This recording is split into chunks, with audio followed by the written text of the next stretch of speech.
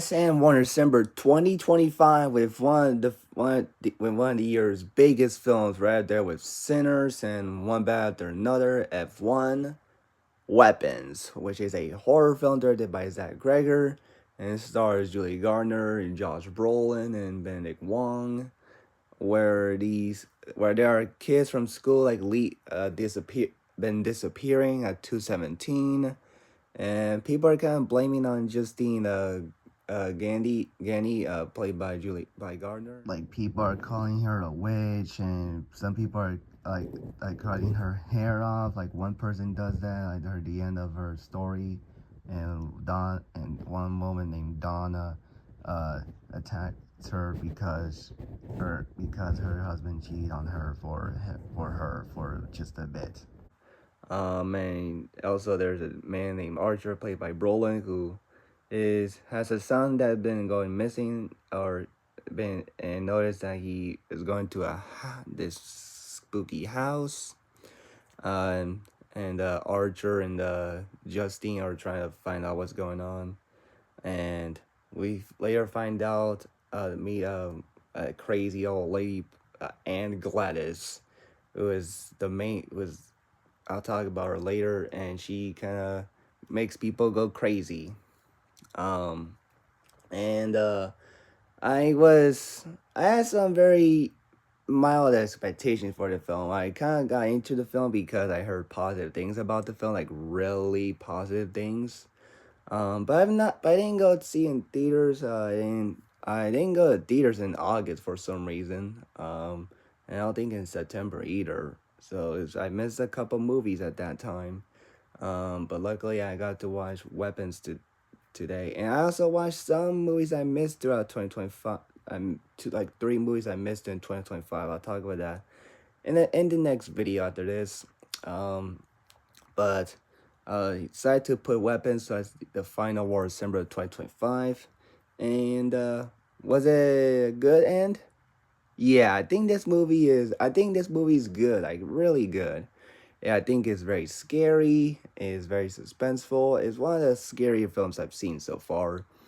I thought there was a spooky and terrifying imagery throughout the film. And Gladys is a very scary villain, one of the scarier female horror movie villains. I thought she was incredible in the film and was a menace towards Alex, her nephew.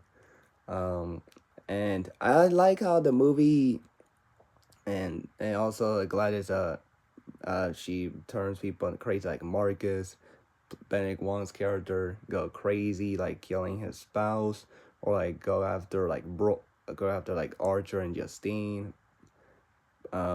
Especially, and it got some messed up face. Like a lot of people like one of the most already iconic scenes of the film, or imagery, to be quite honest. Or like Alex's parents feeling a little like stabbing themselves and feeling a little bit frozen for a bit, or like serving under Gladys. And she's a very intimidating villain. I thought the actress gave it her role in the film. But I was talking about earlier, I thought it was interesting that how the movie tells perspective from different characters. Like in the first, it focused on Justine, then we get to Archer and what has been going on with him, and we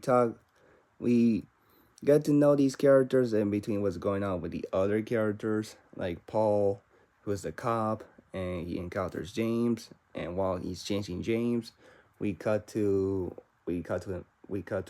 James being the focus of the film for a bit. And then we cut to Alex, the kid, being the focus of the film for a bit.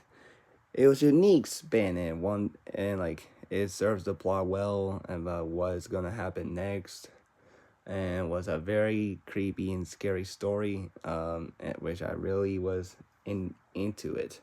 I really thought Josh Brolin was really good in the film. Of course, Julia Garner too. And I really thought the kid who played Alex did an amazing job. I really thought he was great, and I kind of feel bad for, especially what's been going on with his parents. And was wondering how things would go well with him and other kids as well, who have been disappearing. And I really thought overall I really enjoyed Weapons for what it was. As a was not my all-time favorite movie of 2025. But I do think I understand why people love this movie. And